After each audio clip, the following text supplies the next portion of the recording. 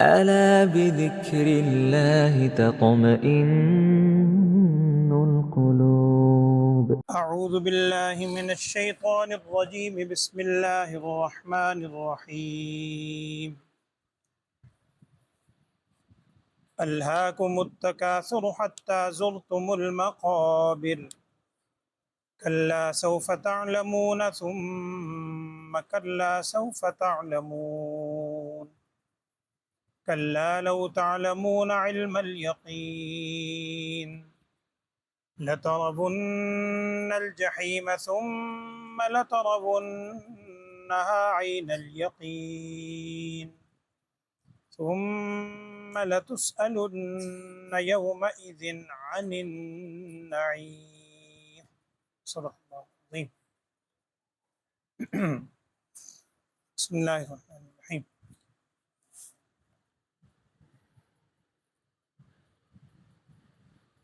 ترتیب کے اعتبار سے یعنی نزول کے اعتبار سے یہ سورت کا نمبر 16 ہے. ویسے قرآن پاک کی ترتیب میں 102 نمبر کی سورت ہے. یعنی ابتدائی دور میں مکی زندگی کے اندر یہ سورت نازل ہوئی، سورہ تکاثر. اس سورت کے اندر بعض حضرات نے لکھا ہے کہ کفار اور مشرکین کو اس بات کا بڑا گھمنڈ تھا کہ ہم بڑے مال و دولت والے ہیں، اور کسی حد تک گھمنڈ صحیح تھا. اس زمانے میں مال و دولت انہی کے پاس تھی، بڑے بڑے سردار تھے. تو اس چیز کا گھمنڈ اور تکبر تھا کہ ہم بڑے مال و دولت والے ہیں، یہ مال و دولت ہمیں یہاں بھی بچائے گا، خدا نخواستہ آخرت میں، اگر ان کا تو تصور ہی نہیں تھا آخرت میں ہوگا، وہاں بھی ہمیں مال و دولت بچائے گا. تو اس چیز کو کہا گیا کہ الہاکم التکاثر. الہاکم کا مطلب ہے کہ تمہیں ہلاکت میں ڈال دیا. تکاثر عربی زبان کے اندر باب تفاعل، مختلف ابواب ہے عربی گرامر میں. اس کا ایک خاصہ یہ ہے تفاعل کا کہ وہ جانبین سے ہوتا ہے، دونوں طرف سے. تو تکاثر کا مطلب یہ ہے کہ مال کی ہرس میں ایک دوسرے سے آگے بڑھنے کی کوشش کرنا. صرف مال جمع کرنے کو تکاثر نہیں کہتے، بلکہ مال جمع کرنا اور ایک دوسرے سے آگے بڑھنے کی ہرس میں، دوڑ میں، مال و دولت کی ہرس کے اندر آگے اوپر نیچے لگ جانا. اور کچھ روایات میں ایک واقعہ لکھا ہے، اگرچہ صحیح حدیث میں اس کا اپنا محدثین نے وضاحت کی ہے، لیکن تفاسیر میں نقل کیا ہے. کئی واقعات ہیں، ان میں سے ایک یہ ہے کہ مکے کے لوگ قبیلے مختلف قبائل میں بٹے ہوئے تھے. قبیلہ عبد مناف اور قبیلہ بنی سہم اور بھی قبائل تھے. یہ ایک دوسرے پر فخر بہت کیا کرتے تھے، شعر و شاعری میں بھی مقابلے ہوتے تھے، فخر ہوتا تھا. پھر یہ کہتے تھے کہ ہمارے برادری میں بہادر زیادہ ہیں، مال و دولت والے زیادہ ہیں، نامور لوگ زیادہ ہیں. تو آپس میں ایک دوسرے سے مقابلہ ان چیزوں میں کرتے رہتے تھے، گنتی ہوتی رہتی تھی. تو ایک مرتبہ قبیلہ عبد مناف اور قبیلہ بنی سہم، ان دونوں نے آپس میں تقابل کرنا شروع کر دیا. وہ کہتے ہیں ہمارے زیادہ ہیں بادشاہ یا جو بھی گزرے ہیں بہادر، انہوں نے اپنا کہا. اب جب گنتی کی گئی تو معلوم ہوا کہ قبیلہ عبد مناف کہ وہ بڑے لوگ یا جو ان کے ذہن میں تھے، تصور میں، ان کی تعداد زیادہ نکلی. قبیلہ بنی سہم والوں نے کہا کہ یہ نہیں ہے، خبریں بھی گنو، جو پہلے چلے گئے ہیں نا دنیا سے، ان کی بھی گنتی کرو، ان میں بڑے بڑے کون تھے. اب جب ان کی گنتی کی تو قبیلہ بنی سہم والے آگے نکل گئے. یعنی ان چیزوں کے اندر فخر کیا کرتے تھے. تو قرآن کی آیت اتر گئی الہاکم التکاثر حتی زرتم المقابر. تمہیں ایک دوسرے سے آگے بڑھنے، مال و دولت کی ہوس میں ایک دوسرے سے آگے بڑھنے کی ہرس نے تمہیں ہلاکت میں ڈال دیا. حتی زرتم المقابر، یہاں تک کہ تم قبروں کو جا بیٹھے. اور حدیث میں، صحیح حدیث میں ہے کہ نبی صلی اللہ علیہ وسلم ایک مرتبہ اس سورت کی تلاوت فرما رہے تھے. جب تلاوت فرمائی تو آپ صلی اللہ علیہ وسلم نے ارشاد فرمایا، صحابی کہتے ہیں جس کا مفہوم ہے، نبی صلی اللہ علیہ وسلم نے فرمایا کہ بندہ کہتا ہے میرا مال، میرا مال، مالی مالی، میرا مال ہے، میرا مال. آپ صلی اللہ علیہ وسلم نے فرمایا اس کا مال کہاں ہے؟ اس کا مال تو صرف وہی ہے جو اس نے کھایا اور فنا کر دیا، یا جو اس نے پہنا اور پرانا کر دیا، یا جو اس نے آگے صدقہ کیا اور جمع کروا دیا۔ اس کے علاوہ جتنا بینک بیلنس سمجھانے کے لیے میں کہہ رہا ہوں یہ اور ہے، وہ اس کا مال تھوڑی ہے، وہ تو بعد میں آنے والے برا سا کا ہے۔ اسی کو ایک اور حدیث میں پہلے بھی ہمارے سامنے آئی تھی، ایک موقع پہ آپ صلی اللہ علیہ وسلم نے پوچھا تھا صحابہ سے، بتاؤ وہ کون سا ایسا شخص ہے کہ جسے اپنے مال سے زیادہ اپنے ورثاء کا مال زیادہ محبوب ہو؟ صحابہ نے کہا جی اپنا مال پسند کرتا ہے، وارثوں کے مال کو کون پسند کرے گا؟ جو اس کا نہیں ہے اس کے وارثوں کا ہے۔ تو آپ نے فرمایا جس کا مفہوم ہے کہ تمہارا مال تو وہی ہے جو تم استعمال کر رہے ہو یا جو تم نے آگے بھیجا ہے، یہ جس کی حفاظت کے لیے صبح و شام تم حلال و حرام کی تمیز چھوڑ کے جمع کیے جا رہے ہو، کی جا رہی ہے، تمہارا تھوڑی ہے، یہ تو بعد میں تمہارے وارثوں کا ہے، اس سے محبت کیے جا رہا ہے۔ تو قرآن نے جھنجھوڑا ہے الہاکم التکاثر، تمہیں ہلاکت میں ڈال دیا مال و دولت کی ہوس نے، اس کو جمع کرنے میں، ایک دوسرے سے آگے بڑھنے کی ہرس نے، حتی زرتم المقابر، یہاں تک کہ تم نے قبروں کی زیارت کی، یہاں تک کہ تم نے قبروں کو جا دیکھا۔ مقابر مقبرتن کی جمع ہے، مقبرتن عربی وہی گرامر کے اندر اس میں ظرف کا صیغہ ہے، یعنی مقبرتن اس میں ظرف کا صیغہ کہ دفنانے کی جگہ، ہم کہتے ہیں نا قبر جہاں دفن کیا جائے، تو مقبرتن وہ جگہ جہاں دفن کیا جائے، اسی کی جمع پھر مقابر، اور اس کو عام طور پر قبر سے ہی موسوم کیا جاتا ہے کہ یہاں تک کہ تم نے قبروں کو زیارت کر لی، یعنی موت تمہیں آ گئی، قبر تک پہنچ گئے، اس وقت تک بندہ ہلاکت کے اندر ہی پڑا رہتا ہے۔ کلا سوف تعلمون ثم کلا سوف تعلمون، یہ جو انسان کو غفلت میں ڈالا ہوا ہے نا، یہ غفلت ہمیشہ نہیں رہنی، ان قریب تم جان لو گے۔ ثم کلا سوف تعلمون، پھر ہم کہتے ہیں کہ ہرگز ایسی بات نہیں ہے، ان قریب تم اس چیز کو جان لو گے کہ یہ جس میں ہم گھمنڈ کیا کرتے تھے یہ تو کوئی بھی کام نہیں آیا۔ اور آپ صلی اللہ علیہ وسلم نے ایک موقع پہ ارشاد فرمایا، اللہ ہم سب کو ان چیزوں سے محفوظ رکھے، آپ نے فرمایا کہ یہ بندہ مومن کہ اگر تم ہوس دیکھنا چاہو کہ اس کو ہرس ہوتی ہے مال جمع کرنے کی محبت، آپ نے فرمایا اگر بندہ مومن کو دو وادیاں سونے سے بھری ہوئی مل جائیں نا، دو وادیاں بڑی بڑی وادیاں سونے سے بھری ہوئی مل جائیں، وہ اس پہ بس نہیں کرے گا، وہ خواہش کرے گا مجھے تیسری بھی مل جائے، مجھے فلاں بھی مل جائے، مجھے فلاں بھی مل جائے، مجھے وہ بھی مل جائے۔ اب دیکھ لیں آپ، دوڑ اسی کی لگی ہوئی ہے، صبح و شام جس سطح پر دیکھ لیں، انفرادی طور پر دیکھ لیں، اجتماعی طور پر دیکھ لیں۔ پھر آپ نے آگے فرمایا کہ انسان کے پیٹ کو صرف قبر کی مٹی بھر سکتی ہے اور کوئی چیز نہیں بھرے گی، یا پھر یہ کہ قناعت اگر بندہ کر لے جو اللہ نے دی اس کے اوپر راضی رہنے کی عادت ڈالے۔ تو یہ مال کی ہوس نے تمہیں ہلاک کر دیا، ہوس نے، یہاں تک کہ تم قبروں کو تم نے دیکھ لیا، ہرگز ایسی بات نہیں تم جان لو گے۔ کلا لو تعلمون علم الیقین، اور ہرگز ایسی بات نہیں ہے تم جان لو گے یقینی علم کے ساتھ۔ اور ایک اور حدیث میرے ذہن میں آئی، ایک موقع پہ آپ نے فرمایا تھا کہ دو چیزیں ایسی ہیں جن کی ہوس یا ہرس سب سے بدترین ہے۔ آپ نے فرمایا کہ دو چیزیں ہیں یعنی جن کی ہرس سب سے بدترین ہے، اس کا مفہوم کیا ہے؟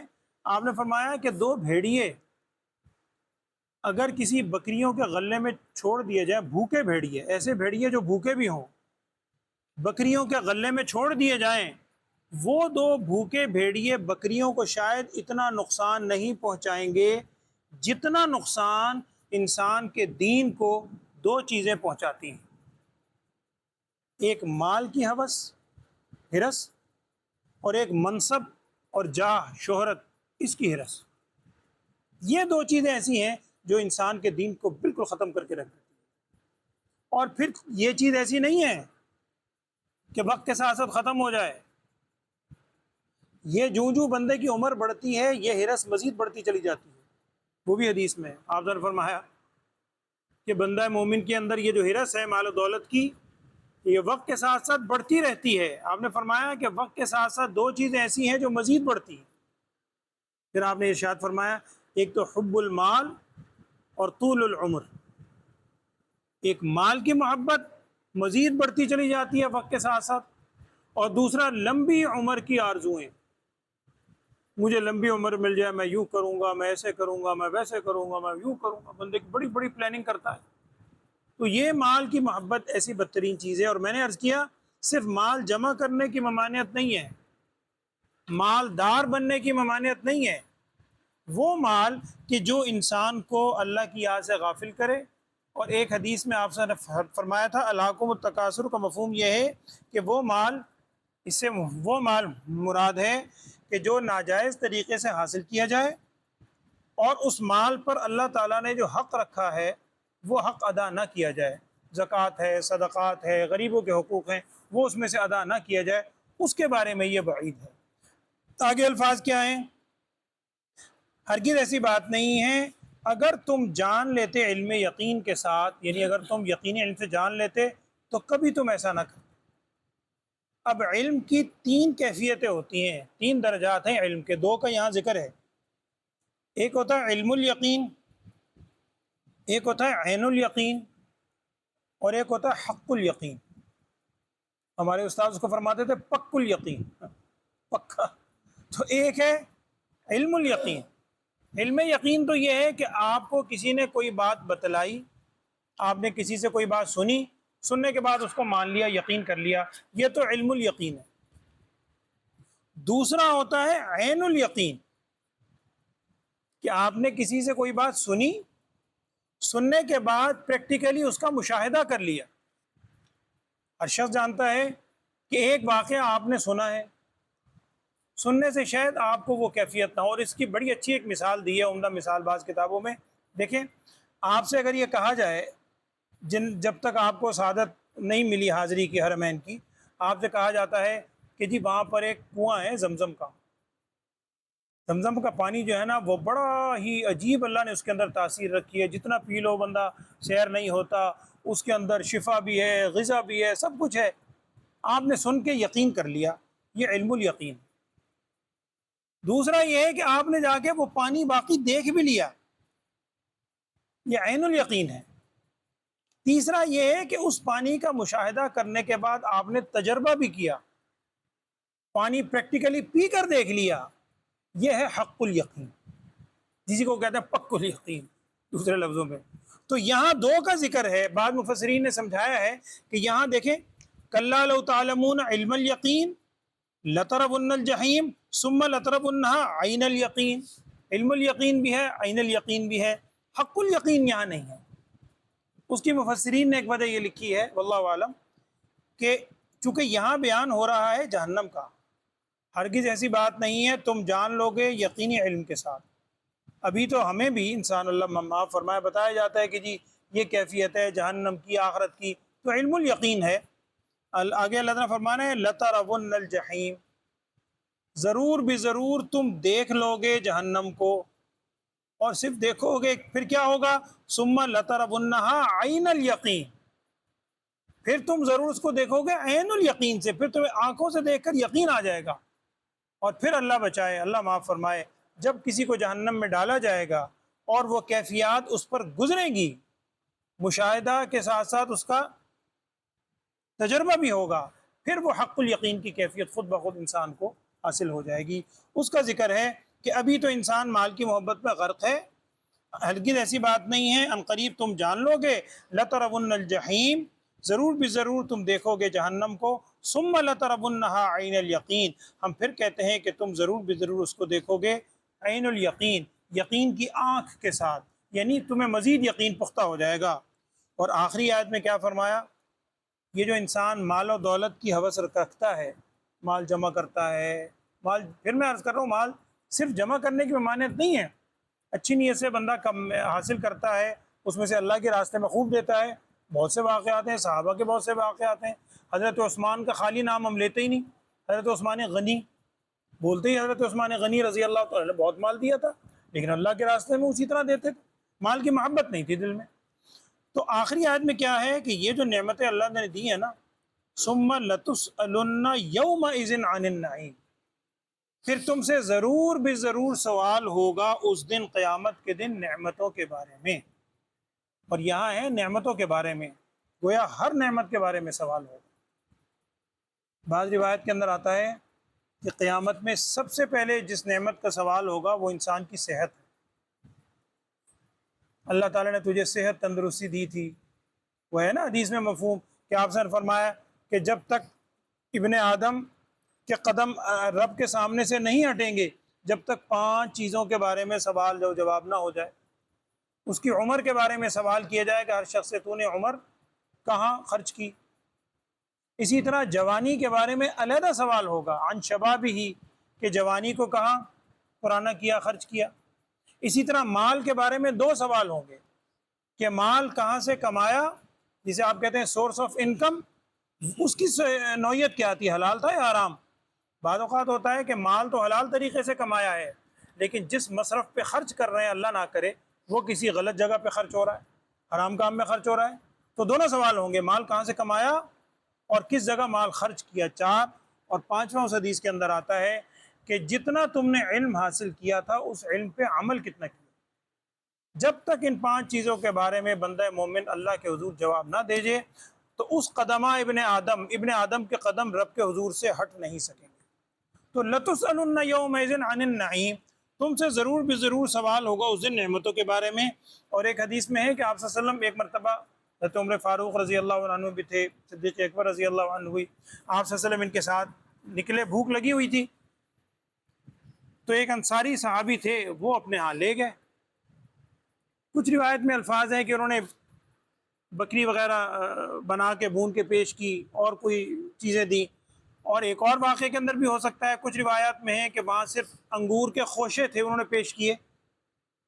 اب جب وہ انگور کے خوشے کھائے یا جو بھی تھی، تھوڑی بہت نعمتیں کھائی، پانی پیا، تو نبی صلی اللہ علیہ وسلم نے ارشاد فرمایا تم سے اس نعمت کے بارے میں بھی سوال ہو، ایک ایک نعمت کے بارے میں سوال کیا جائے گا بندے سے کہ تو نے ان نعمتوں کو کہاں خرچ کیا۔ تو یہ مال و دولت جمع کرنا اس نے تمہیں ہلاکت میں ڈال دیا ہے، اور ہلاکت کی وجہ کیا ہے؟ انسان اپنے قبر اور آخرت اس سے غافل ہے۔ غفلت کی ضرورت نہیں ہے، ان قریب تم جان لو گے، اور نہ صرف علم الیقین بلکہ عین الیقین سے انسان کو پتہ لگ جائے گا، پھر ہر چیز کے بارے میں سوال کیا جائے گا۔ اللہ تعالی ہمیں اس غفلت سے بیدار کرے اور مال کی محبت سے، دنیا کی محبت سے محفوظ رکھے، اللہم آمین۔ اعوذ باللہ من الشیطان الرجیم، بسم اللہ الرحمن الرحیم۔ الہاکم التکاثر، تمہیں ہلاکت میں ڈال دیا، غافل کر دیا تکاثر، ایک دوسرے سے آگے بڑھنے، مال کی محبت میں ایک دوسرے سے آگے بڑھنے کی ہرس نے غافل کر دیا۔ حتی زرتم المقابر، یہاں تک کہ تم نے دیکھ لی قبریں، یعنی موت تک پہنچ گئے۔ کلا سوف تعلمون، ہرگز ایسی بات نہیں ہے، ان قریب تم جان لو گے۔ تاکید کے لیے پھر دوبارہ ہے، ثم کلا سوف تعلمون، ہم پھر کہتے ہیں ہرگز ایسی بات نہیں ہے، ان قریب تم جان لو گے۔ کلا لو تعلمون علم الیقین، ہرگز نہیں اگر تم جان لو یقینی علم کے ساتھ، اور یعنی اگر جان لو تو پھر ایسا نہ کرو، اور یہ بھی ہو سکتا ہے کہ کاش تم جان لو علم الیقین کے ساتھ۔ لترون الجحیم، ضرور بھی ضرور تم دیکھ لو گے جہنم کو، ثم لترونہا عین الیقین، پھر ہم کہتے ہیں کہ ضرور تم اس جہنم کو دیکھ لو گے یقین کی آنکھ کے ساتھ، یعنی مزید عین الیقین تمہیں ہو جائے گا مشاہدہ کر کے۔ ثم لتسألن یومئذ عن النعیم، پھر ضرور تم سے سوال کیا جائے گا اس قیامت کے دن نعمتوں کے بارے میں کہ ان نعمتوں کو کہاں خرچ کیا۔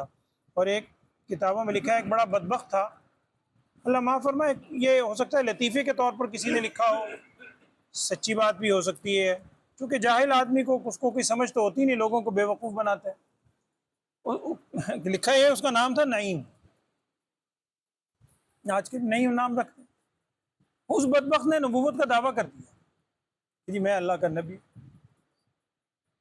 وہ کسی نے اس کو سمجھایا بے وقوف کو، اس نے کہا دیکھو اللہ نے فرمایا ثم لتسألن یومئذ عن النعیم، تم سے اس دن سوال کیا جائے گا نعیم کے بارے میں کہ نعیم آیا تھا، اس کو مانا کہ نہیں مانا، نعوذ باللہ، اب یوں مانا نکالنا شروع کر دے، نعوذ باللہ، تو جو بھی ہے۔